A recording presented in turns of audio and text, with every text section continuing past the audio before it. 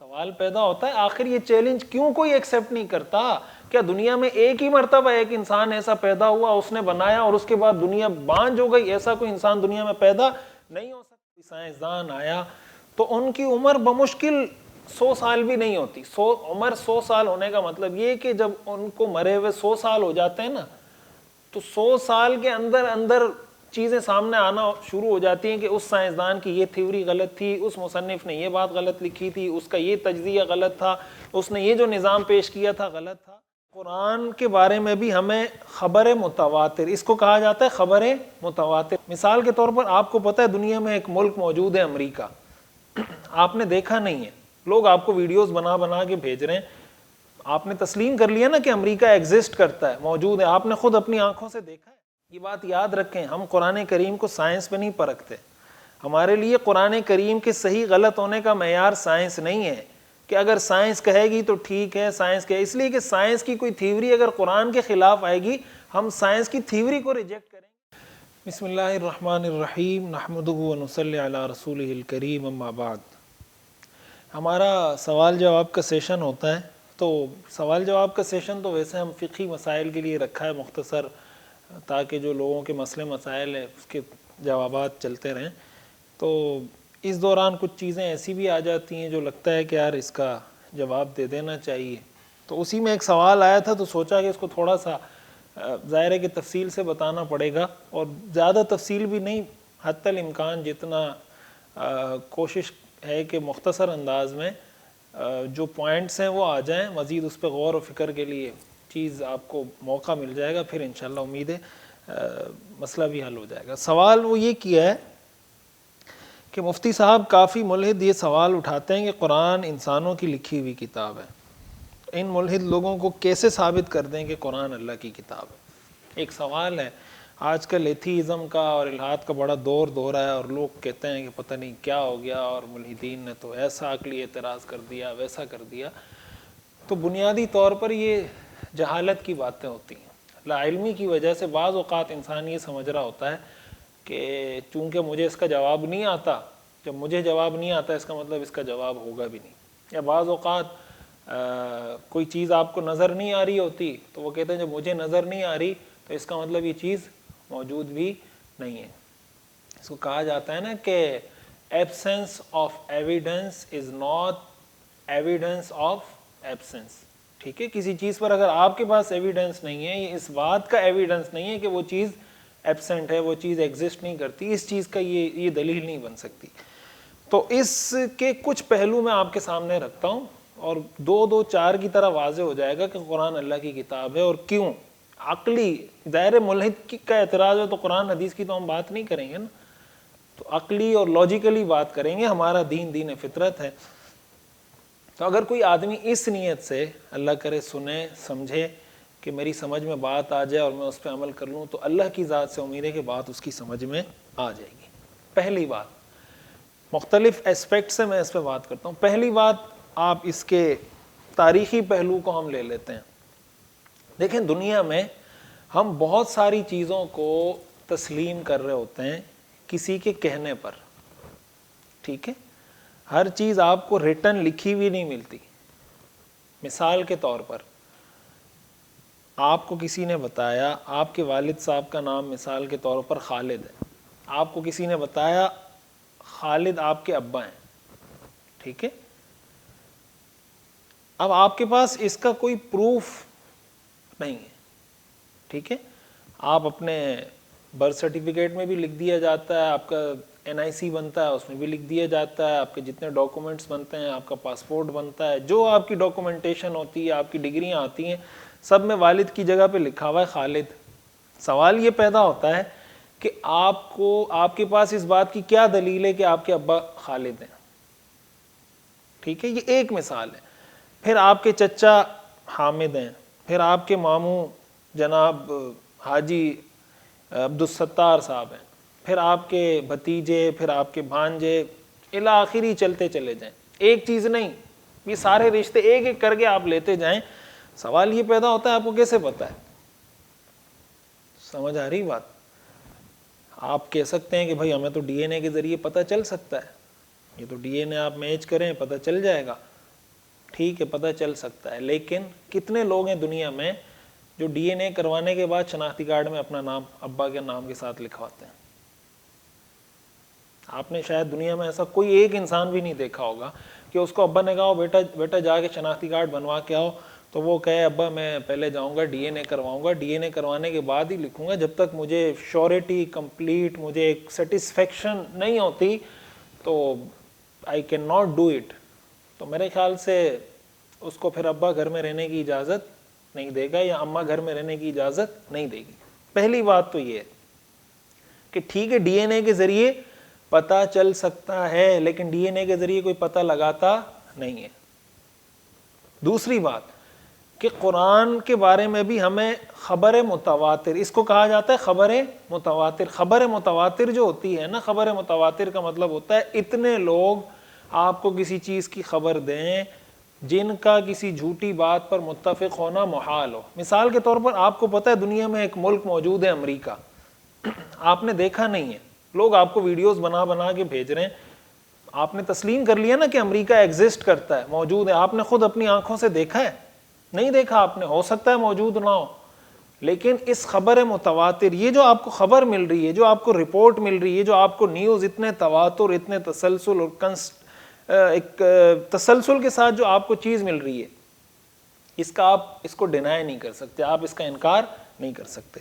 پہلی بات تو یہ، جب تسلسل کے ساتھ یہ بات ثابت ہے، تواتر کے ساتھ یہ بات ثابت ہے، so you have to acknowledge, آپ کو یہ بات ماننی پڑے گی۔ دنیا میں آپ بہت سی حقیقتوں کو، یہ امریکہ کی تو میں نے ایک مثال دی آپ کو، بہت سی دنیا کی حقیقتوں کو آپ اس وجہ سے تسلیم کر رہے ہوتے ہیں، بہت سی سائنسی حقیقتوں کو آپ اس وجہ سے تسلیم کر رہے ہوتے ہیں، پہلی بات۔ دوسری بات، آپ کہتے ہیں اس کا پتہ تو ڈی این اے سے چل سکتا ہے، تو بھائی قرآن کریم کا بھی ڈی این اے سے پتہ چل سکتا ہے۔ ڈی این اے میں فرق ہوگا، ایک انسان کا ڈی این اے آپ کریں گے، اس کا ڈی این اے کا طریقہ کار کچھ اور ہوگا، اور قرآن کریم کے بارے میں آپ ریسرچ کرنا چاہیں گے، اس کا ڈی این اے، اس کو پروف کرنے کا طریقہ کار کچھ اور ہوگا، وہ طریقہ کار بھی موجود ہے، وہ ڈی این اے آپ کریں، آپ کو اس سے بھی پتہ چل جائے گا کہ قرآن کریم اللہ کی کتاب ہے، اور وہ ڈی این اے کیا ہے اس کو ہم آگے ذکر کرتے ہیں۔ پہلی بات تو یہ ہے کہ اس وجہ سے اس کا قرآن ہونا ہمارے لیے ماننا ضروری ہے، پہلی بات۔ دوسری بات، اس کی جو قرآن جس زبان میں نازل ہوا ہے، عربی زبان میں، ٹھیک ہے، عربیت، قرآن کی جو عربی ہے نا، یہ جواب ان لوگوں کو سمجھ میں آئے گا جن کو عربی زبان نہیں، جن کو عربی زبان پر عبور ہو۔ عربی زبان آنا الگ چیز ہے، عربی کے جو علوم ہے نا، علم معانی ہے، علم بیان ہے، علم بدیع ہے، قرآن کے اندر کیا اسرار بلاغت ہیں، کیا رموز بلاغت ہیں، قرآن کی ایک ایک آیت میں پتہ نہیں کتنے استعارات، کتنی تشبیہات، قرآن کریم کی آیات کو سامنے رکھ کر عربوں نے علم بلاغت نکالا ہے قرآن سے، کہ یہ بلاغت کا ایک اصول ہے، کیوں؟ اس لیے کہ قرآن میں ہے، یہ بلاغت کا ایک اصول ہے، یہ استعارہ کی ایک قسم ہے، کیوں؟ اس لیے کہ یہ استعارہ قرآن میں اس طرح استعمال ہوا ہے، یہ تشبیہ کی ایک قسم ہے، پورا یہ ایک فن ایجاد کیا ہے عربوں نے قرآن کریم کی آیات کو سامنے رکھ کر۔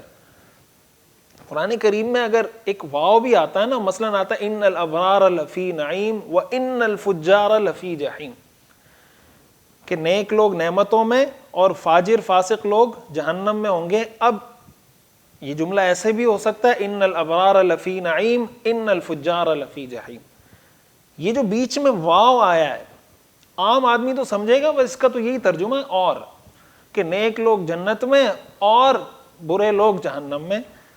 حالانکہ یہ وصل اور فصل عربی لغت کا، علم بلاغت کا پورا ایک چیپٹر ہے کہ کہاں کس جملے میں آپ اس واو کو لا سکتے ہیں، کہاں کس جملے میں آپ واو کو نہیں لا سکتے ہیں۔ اگر آپ اس واو کو کسی ایسی جگہ پہ یوز کر دیتے ہیں جہاں اس کو یوز نہیں کرنا چاہیے، تو آپ کا وہ کلام بلیغ نہیں کہلائے گا۔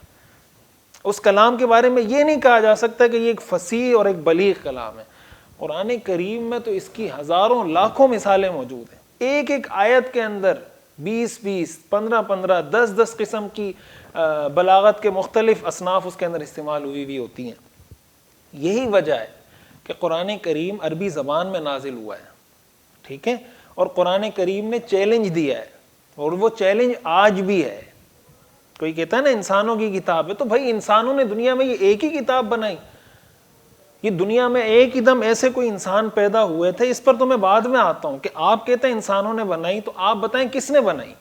یہ تو پھر آپ کی ذمہ داری، آپ پروف کریں گے. ہم تو کہہ رہے ہیں نا اللہ کی کتاب ہے، ہم پروف کر رہے ہیں. آپ کہہ رہے ہیں انسانوں نے بنائی، تو کس انسان نے بنائی؟ اگر آپ کہتے ہیں حضور علیہ الصلوۃ والسلام نے، تو اس کا میں آگے جواب دیتا ہوں. آپ کہتے ہیں یہود اور نصارہ نے بنائی، اس کا بھی میں جواب دیتا ہوں. آپ نے پروف کرنا ہے کہ کس نے بنائی. تو قرآن کریم نے یہ جو چیلنج دیا عربوں کو، سوال تو یہی پیدا ہوتا ہے کہ عربوں کو عربی نہیں آتی تھی؟ قرآن نے جو یہ کہا قُلْ لَئِنِ اجْتَمَعَتِ الْإِنسُ وَالْجِنُّ عَلَىٰ أَن يَأْتُوا بِمِثْلِ هَٰذَا الْقُرْآنِ لَا يَأْتُونَ بِمِثْلِهِ وَلَوْ كَانَ بَعْضُهُمْ لِبَعْضٍ ظَهِيرًا، کہ سارے انسان، سارے جنات اگر اس بات پر متفق ہو کر کوشش شروع کر دیں کہ ہم نے قرآن جیسی کوئی کتاب بنانی ہے، لا یأتون بمثلہ، قرآن جیسی کتاب کوئی نہیں بنا سکتا. ٹھیک ہے، پہلا چیلنج. دوسرا چیلنج قرآن نے دیا ہے. قرآن کہتا ہے ام یقولون افترا قل فأتوا بعشر سور مثلہ، کیا یہ لوگ کہتے ہیں یہ خود ہی گڑھ لیا گیا؟ حضور علیہ الصلوۃ والسلام نے معاذ اللہ اپنی طرف سے بنا لیا. اللہ فرماتے ہیں فأتوا بعشر سور مثلہ، چلیں پورا قرآن چھوڑیں، 10 صورتیں اس جیسی بنا لیں. ٹھیک ہے، دوسرا چیلنج ہو گیا. تیسرا چیلنج قرآن کریم میں آتا ہے ان کنتم فی ریب مما نزلنا علی عبدنا فأتوا بسورۃ من مثلہ. پورا قرآن بھی چھوڑیں، 10 صورتیں بھی چھوڑیں، ایک صورت لے کر آ جائیں. آج تک دنیا میں قرآن کریم جیسی فصاحت و بلاغت پر مشتمل کوئی صورت دنیا کا کوئی عرب، دنیا کا کوئی عجمی، کوئی عربی لے کر نہیں آ سکا. یہ چیلنج آج بھی موجود ہے. سوال پیدا ہوتا ہے آخر یہ چیلنج کیوں کوئی ایکسیپٹ نہیں کرتا؟ کیا دنیا میں ایک ہی مرتبہ ایک انسان ایسا پیدا ہوا، اس نے بنایا اور اس کے بعد دنیا بانجھ ہو گئی؟ ایسا کوئی انسان دنیا میں پیدا نہیں ہو سکتا. تو یہ بھی عقل کے خلاف ہے کہ عقل یہ کہتی ہے کہ انسان کا بنایا ہوا کلام نہیں ہے.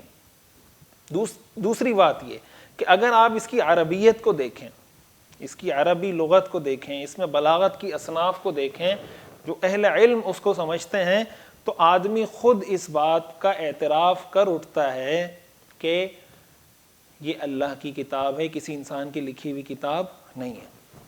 تیسری چیز، اس کے جو مضامین ہیں، اس کے مضامین اتنے کمپریہنسو ہیں، اتنے جامع معنی ہیں، انسانی زندگی کی ہر جہت کو، ہر ایسپیکٹ کو قرآن کریم کور کرتا ہے.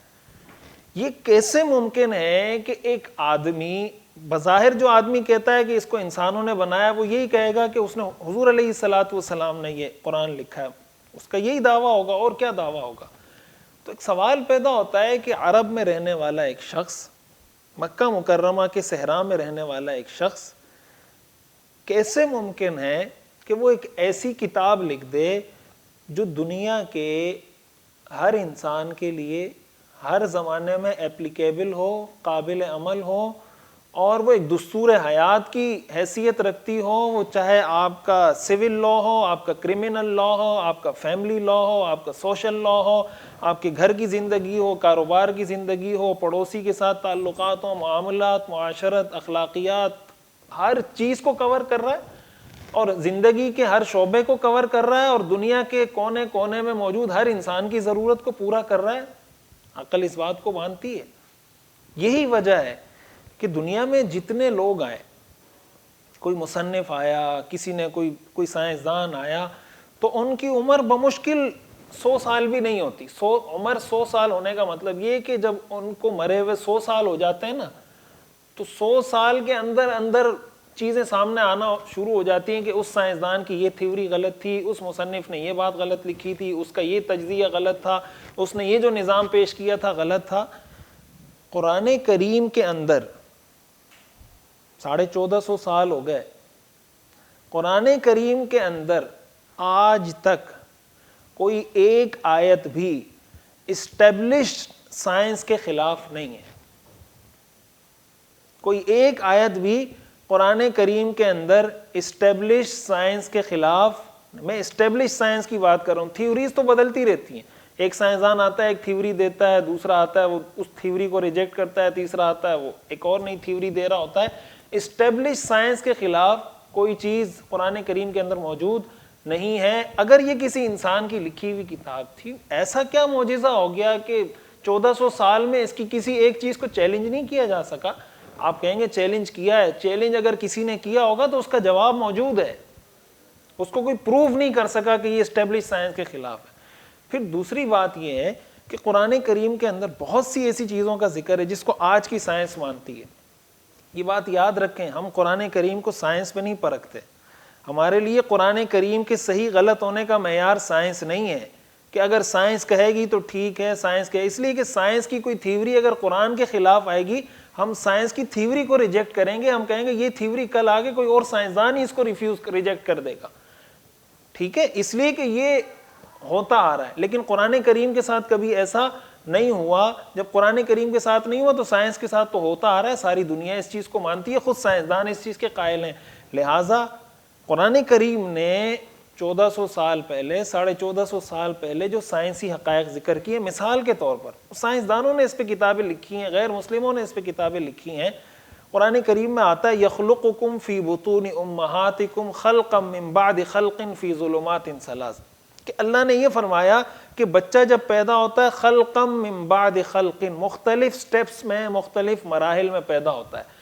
پھر ان سٹیپس کو قرآن کریم میں اللہ تعالیٰ نے ذکر بھی کیا ہے, من نطفۃ ثم من علقہ ثم من مضغہ مخلقہ وغیر مخلقہ, جو قرآن کریم نے پورا ایک پروسیس ذکر کیا ہے کہ نطفہ ہوتا ہے, پھر لوتھڑا بنتا ہے, پھر وغیرہ وغیرہ. تو کیا آج کی اسٹیبلش سائنس, میڈیکل سائنس اس کو تسلیم کرتی ہے یا نہیں کرتی؟ سوال یہ پیدا ہوتا ہے, ایک چیز کے بارے میں آج سائنس ریسرچ کرتی ہے, 1400 سال پہلے ایک عرب میں رہنے والا ایک شخص اس سائنس کے بارے میں کیسے لکھ لیتا ہے؟ وہ ایک سائنسدان کو بتایا گیا نا, تو اس نے یہ کہا تھا کہ یہ جو تمہارے پیغمبر نے کہا ہے اس میں 3 ہی امکان ہیں. یا تو تمہارے پیغمبر کے ساتھ کوئی ایسی خوردبین تھی کہ وہ اس نے کسی عورت پہ فٹ کر کے دیکھ لی تھی تو اس کو پتہ چل گیا. یہ بات تو ظاہر ہے کہ سائنس کو پتہ ہے کہ خوردبین کب ایجاد ہوئی. دوسری بات سائنسدان نے کہا یہ ویسے ہی تکا لگ گیا. ٹھیک ہے, یہ بات بھی عقل نہیں مانتی. تکا ایک چیز میں لگتا ہے, 2 میں لگتا ہے, 3 میں لگتا ہے, ہر چیز میں تکا لگ جاتا ہے. اور تیسرا اس سائنسدان نے کہا کہ یا پھر وہ واقعی میں اللہ کے رسول ہیں. تو بھائی اگر سائنسدان یہ کہہ رہا ہے اور عقل, قرآن حدیث کی بات نہیں کر رہے, عقل یہ کہہ رہی ہے کہ کیسے بتا دیا. قرآن کریم میں جو اور دیگر سائنسی چیزیں بتائی گئی ہیں, واٹر سائیکلنگ کا جو نظام ہے کہ پانی بخارات بن کر اٹھتا ہے, پھر بارش ہوتی ہے, وہ پانی بادلوں میں جاتا ہے, پھر بادل پانی برساتے ہیں وغیرہ وغیرہ اللہ کے حکم سے. یہ جو پورا پروسیس قرآن نے ذکر کیا ہے, یہ قرآن نے کیسے ذکر کر دیا؟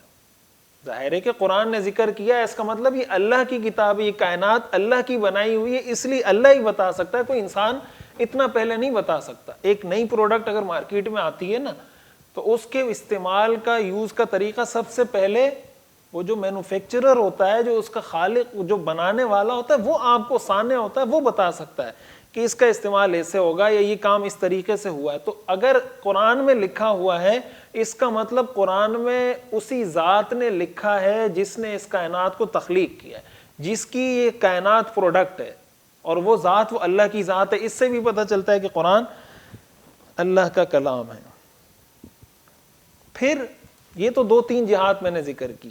اگر کوئی آدمی کہتا ہے کہ نہیں میں پھر بھی نہیں مانتا, میں پھر بھی نہیں مانتا, تو ظاہر ہے کہ اس کا مطلب تو یہ ہے کہ کم از کم اس کو یہ نہیں کہنا چاہیے کہ جی میں عقل کو مانتا ہوں, میں لاجک کو مانتا ہوں, جو چیز عقل میں آئے گی اس کو میں مانوں گا, جو چیز عقل میں نہیں آئے گی اس کو نہیں مانوں گا. اگر وہ یہ سب کچھ کہنے کے بعد بھی کہتا ہے کہ میں نہ مانوں, تو میں نہ مانوں کا کوئی علاج نہیں, اور اس کا مطلب وہ لاجک کو نہیں مانتا, وہ متعصب ہے, وہ اس معاملے میں ضد پر ہے, ہٹ دھرمی پر ہے, وہ بات سننا نہیں چاہتا. دیکھیں آج دنیا میں سب سے زیادہ لوگ غیر مسلم جو پڑھے لکھے انگریز جو لوگ ہیں, وہ کس مذہب کی طرف آ رہے ہیں؟ آپ کسی انگریز کو قرآن کا ترجمہ دیں, وہ پڑھتے ہیں خود ہی مسلمان ہو جاتے ہیں. آخر کیا بات ہے ایسی کہ پیدا کرسچن گھرانے میں ہوتا ہے آدمی, آپ کہہ سکتے ہیں کہ اور لوگ معاذ اللہ ایسا بھی ہو رہا ہے مسلمان عیسائی ہو رہے ہیں کسی اور مذہب کی طرف جا رہے ہیں، تو آپ اگر دنیا میں آپ بات کرتے ہیں نا فیکٹس اینڈ فیگر کی، اعداد و شمار کی، ذرا ریشو نکال کے دیکھیں کتنے لوگ اسلام کی طرف کنورٹ ہو رہے ہیں،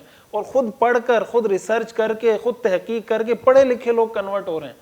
آخر وجہ کیا ہے؟ وجہ یہی کہ جب وہ قرآن پڑھتے ہیں ان کا دل گواہی دیتا ہے اس بات کی، ان کو تو کسی نے نہیں بتایا، وہ تو کسی مسلمان گھرانے میں پیدا نہیں ہوئے، وہ تو اپنی عقل سے، اپنی لاجک سے، اپنے دل، اپنے ضمیر سے یہ فیصلہ کرتے ہیں کہ یہ اللہ کی کتاب ہے۔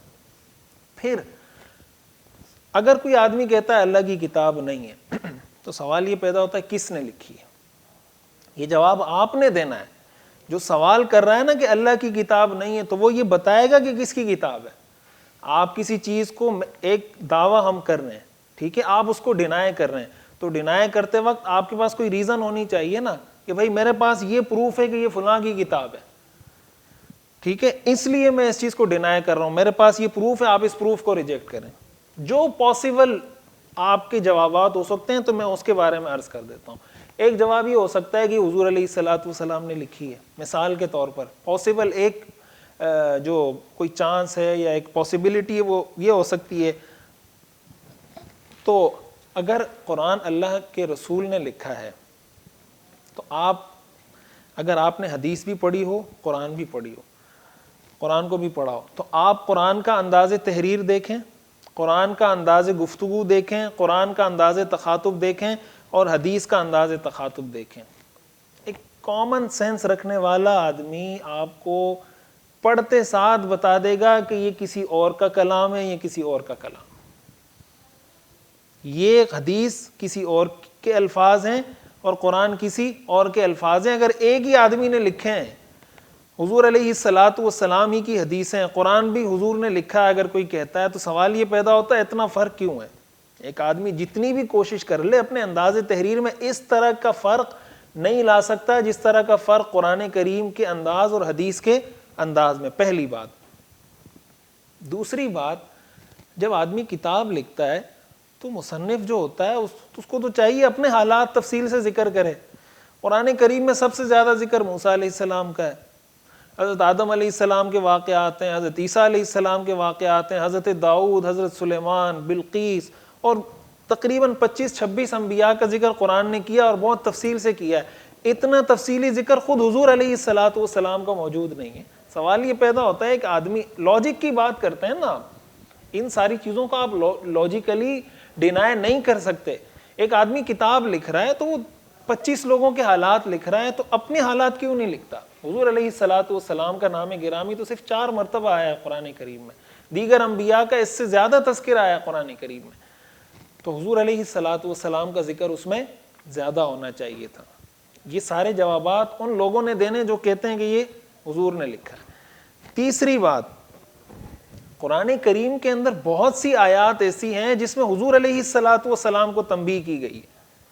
کیا کوئی آدمی کتاب لکھنے والا خود اپنے آپ کو بھی ڈانٹتا ہے؟ اس میں قرآن کریم میں آتا ہے عبس وتولی ان جاءہ الاعمی وما یدریک لعلہ یزکی، حضور علیہ الصلوۃ والسلام کو تنبیہ کی جا رہی ہے۔ عفی اللہ عنک لما اذنت لہم یا ایھا النبی لما تحرم ما احل اللہ لک۔ اسی طرح قرآن کریم میں جو واقعہ ہے حضور علیہ الصلوۃ والسلام کے نکاح کا حضرت زینب بنت جحش رضی اللہ تعالی عنہ کے ساتھ، اس میں آپ دیکھیں حضور علیہ الصلوۃ والسلام ایک چیز کو چھپانا چاہ رہے تھے، قرآن اس چیز کو ظاہر کر رہا ہے۔ حضرت زید حضور کے متبنہ تھے، منہ بولے بیٹے تھے، حضور نے فرمایا کہ میں اپنے منہ بولے بیٹے کی مطلقہ سے نکاح کروں گا، لوگ بولیں گے اپنی بہو سے نکاح کر لیا۔ حضور چھپانا چاہتے تھے اس چیز کو، قرآن کریم نے اس کو ذکر کیا ہے کہ تم وہ چیز چھپا رہے ہو جس کو اللہ ظاہر کرنا چاہ رہا ہے، تو آپ کیسے چھپا سکتے ہیں؟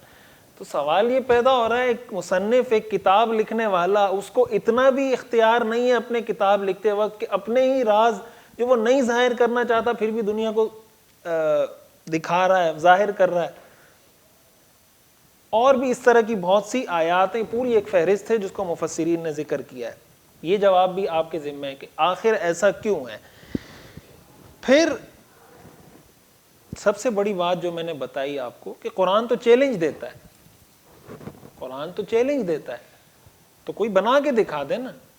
اگر انسان کی بنائی ہوئی کتاب ہے، حضور علیہ الصلوۃ والسلام تو بشر تھے، جب انسان کی بنائی ہوئی کتاب ہے تو کوئی دوسرا انسان کیوں نہیں بنا سکتا؟ جب نہیں بنا سکتا اس کا مطلب انسان کی لکھی ہوئی کتاب نہیں ہے. اگر انسان کی لکھی ہوئی کتاب ہوتی تو کوئی انسان بنا سکتا ہے اس کو. یہ تو پہلی بات ہے. اس میں اور بھی بہت سی چیزیں ایڈ کی جا سکتی ہیں. کوئی آدمی یہ کہہ سکتا ہے کہ یہ نہیں، حضور علیہ الصلوۃ والسلام نے نہیں لکھی، یہ عیسائیوں نے لکھی ہے یا یہودیوں نے لکھی ہے مثال کے طور پر. تو سوال یہ پیدا ہوتا ہے کہ عیسائیوں اور یہودیوں کے ساتھ تو قتال کا حکم ہے قرآن. یہ تو آپ ہی وہ لبرل اور ملحد لوگ کہہ رہے ہوتے ہیں کہ قرآن سے سورہ برات کو نکالیں، سورہ انفال کو نکالیں، سورہ بقرہ کو نکالیں، اس میں جناب جہاد کا حکم ہے. وَقَاتِلُوهُمْ حَتَّى لَا تَكُونَ فِتْنَةٌ وَيَكُونَ الدِّينُ كُلُّهُ للہ. قالت اليہود عزیر ابن اللہ وقالت النصارى المسیح ابن اللہ لقد کفر الذین قالوا ان اللہ ثالث ثلاثہ لقد کفر الذین قالوا ان اللہ هو المسیح ابن مریم. اللہ تو کہہ رہے ہیں، یہ قرآن تو کہہ رہا ہے یہ سارے کافر ہیں. تو یہ عقل میں آنے والی بات ہے کہ آدمی کتاب لکھے، خود اپنے آپ کو لکھے کہ میں کافر ہوں. کوئی عقل رکھنے والا ذی شعور آدمی یہ کام کر سکتا ہے؟ پھر وہ خود کتاب لکھے اور کہے کہ میرے سے لڑو. کیا کوئی شعور رکھنے والا، کوئی عقل رکھنے والا آدمی ایسا کام کر سکتا ہے؟ یہ بھی عقل میں نہیں آتی کہ یہود و نصارہ نے یہ کتاب لکھی ہو. تو ایک امکان اس کے اندر یہ پیدا ہوتا ہے کہ جناب اس میں حضور علیہ الصلوۃ والسلام نے تورات اور انجیل سے مدد لی ہوگی. تورات اور انجیل کو جمع کر کے کچھ اس کا چربہ بنا کے کوئی نئی چیز بنا دی ہوگی. تو جناب والا آپ کو پتہ ہونا چاہیے تورات اور انجیل عربی زبان میں نہیں تھی، عبرانی زبان میں تھی. اور اگر تاریخ کا آپ نے مطالعہ کیا ہو تو آپ کو پتہ چلے گا کہ ان کا پہلا ترجمہ 9ویں صدی عیسوی میں ہوا ہے. حضور علیہ الصلوۃ والسلام تو اس کا ترجمہ ہونے سے پہلے دنیا سے تشریف لے جا چکے تھے. آخر اس سے مدد کیسے لے لی؟ یہ جواب بھی آپ کے ذمہ ہے. اسی کے ساتھ ساتھ یہ کہا جا سکتا ہے کہ ورقہ بن نوفل کے پاس تو حضور علیہ الصلوۃ والسلام گئے تھے نا. تو ورقہ بن نوفل کے پاس تو حضور وحی نازل ہونے کے بعد گئے تھے، وحی نازل ہونے سے پہلے تو نہیں گئے. اور ورقہ بن نوفل نے حضور کے رسول ہونے کی گواہی دی تو آپ بھی دے دیں. ورقہ بن نوفل نے تو کہا میں اقرار کرتا ہوں، میں تصدیق کرتا ہوں کہ آپ اللہ کے رسول ہیں. تو پھر آپ اگر اس سے یہ دلیل پکڑتے ہیں تو یہ دلیل بھی آپ کو اس سے لینی چاہیے کہ جب انہوں نے اقرار کیا تو آپ کو بھی اقرار کرنا چاہیے. اور آخری بات، قرآن کریم پوری دنیا میں سب سے زیادہ چھپنے والی کتاب ہے.